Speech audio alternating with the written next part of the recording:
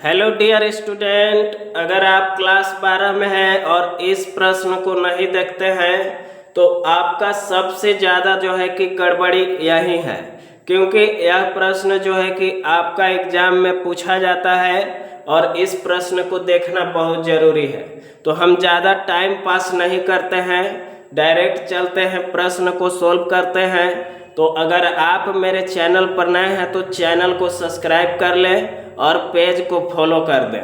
तो देखिए, इसमें प्रश्न है हमारा, यदि किसी वैद्युत द्विध्रुव के दो विजातीय आवेशों में से प्रत्येक का परिमाण 2 × 10⁻⁻14 कूलम हो तथा इनके बीच की दूरी 2 × 10⁻⁻4 मीटर हो, तो इसके मध्य बिंदु से 1 मीटर की दूरी पर स्थित अक्षीय बिंदु P पर वैद्युत क्षेत्र की तीव्रता ज्ञात करें।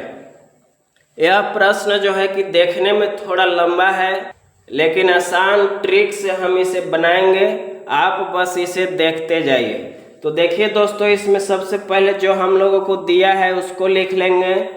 आंसर में होगा, आंसर में आप लिखेंगे, इसमें क्या दिया था, आवेशों के बीच का परिमाण, यानी कि आवेश को हम लोग क्या से डिनोट करते हैं, Q से।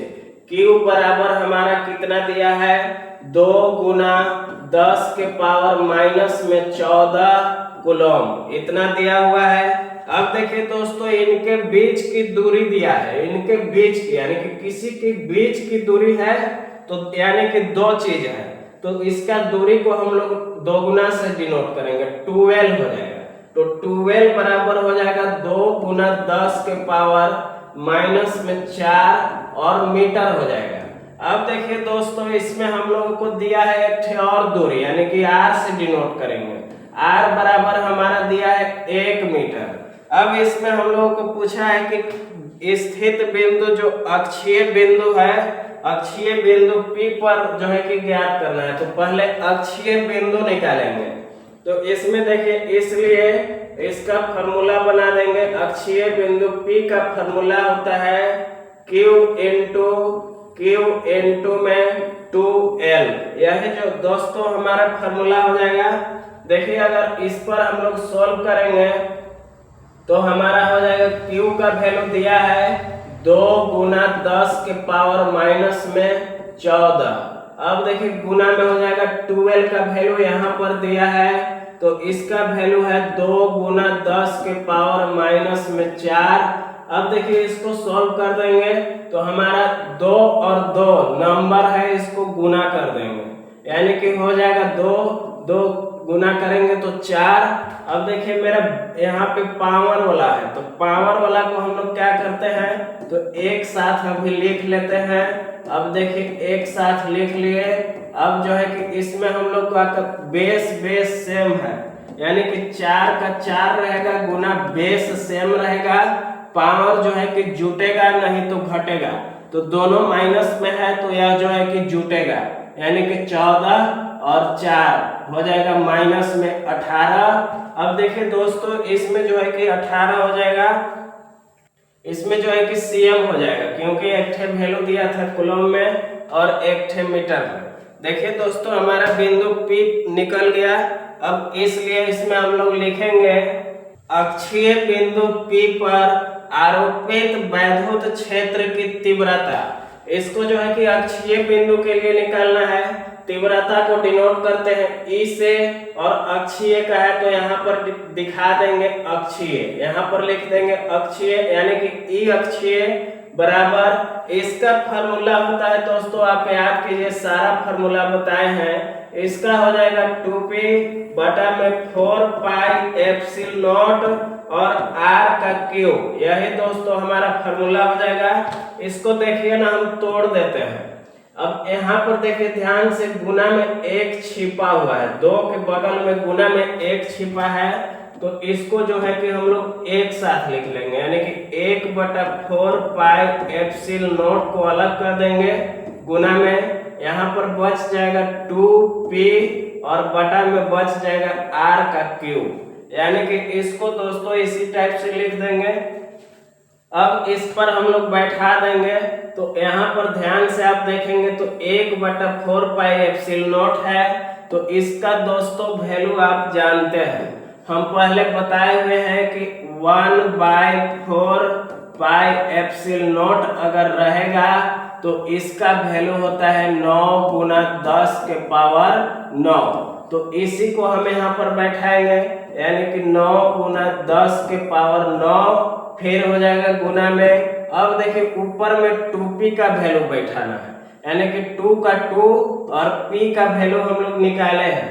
इसका आया है 4 गुना 10 के पावर -18। अब देखिए नीचे में r का क्यू करना है, तो r का वैल्यू दोस्तों हम सभी को जो है कि दिया हुआ था, कितना दिया था, r बराबर 1 मीटर, यानी कि 1 का हम लोग क्यू कर देंगे। अब दोस्तों इसको अगर हम लोग सोल्व करेंगे तो देखिए हमारा क्या होगा कि इसके नीचे में 1 छिपा हुआ है, 9 गुना 10 के पावर 9 के नीचे 1 छिपा है, तो भेन का गुना में हो गया, यानी कि ऊपर वाला को सब एक साथ लिखेंगे, 9 गुना 10 के पावर 9 गुना 2 गुना, अब देखिए इसको गुना कर देते हैं, 2 और 4 को गुना कर देंगे, 4 दूनी के हो जाएगा 8। अब गुना में हो गया 10 के पावर माइनस में 18, और नीचे में देखिए 1 का क्यू है, यानी कि 1 रहेगा। अब देखिए हमारा जो है कि यहाँ पर 9 और 8 को गुना कर देंगे, 9 8 हो जाएगा 72 गुना, अब देखिए 10 के पावर मेरा 9 है और 10 के पावर जो है कि मेरा माइनस में 18 है। इसको दोस्तों अब देखिए नीचे इसमें 1 है तो 1 छिप जाएगा, इसको सॉल्व करेंगे तो देखिए हमारा 72 का 72 रहेगा, इसमें जो है कि बेस सेम है तो बेस सेम रहेगा, और पावर जुटेगा नहीं तो घटेगा।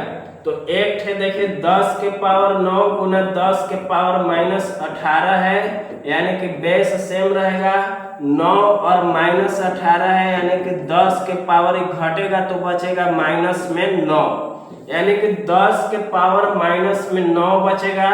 उसके बाद देखिए दोस्तों इसमें 72 है, यानी कि 72 है तो इसमें पॉइंट कहाँ पर है, तो 72 के बाद पॉइंट 0 जो है कि यहाँ पर छिपा रहता है, तो इसी पॉइंट को हम उठा करके 2 के बाद भेजेंगे, तो 2 के बाद भेजेंगे यानी कि किस साइड में जाएगा, लेफ्ट साइड में पॉइंट उठाएंगे और 1 अंक के बाद लेफ्ट साइड में करेंगे, तो लेफ्ट साइड में जाता है तो पावर 10 के पावर जाता है प्लस में, यानी कि जितना अंक के बाद जाएगा उतना प्लस में पावर जाएगा, तो इसमें हम लोग लिखेंगे कि 7.2 हो जाएगा। अब गुना में 10 के पावर -9 है ही, अब गुना में 10 के 10 आएगा, और पॉइंट को उठा करके यहाँ से उठाए थे और इधर भेजे थे, यानी कि 1 अंक के बाद तो प्लस में 1 जाएगा। अब देखिए इसको सोल्व करेंगे तो 7.2 गुना, अब बेस फिर से सेम हो गया और बेस सेम रहेगा, पावर एक ठे माइनस में एक ठे प्लस में, तो ये जो है कि घटेगा तो ये हो जाएगा -8। और जो है कि हम लोगों को निकालना क्या था, वैद्युत क्षेत्र की तीव्रता, तो तीव्रता का संकेत होता है दोस्तों न्यूटन पर कूलम, तो इसको इसी से डिनोट कर देंगे।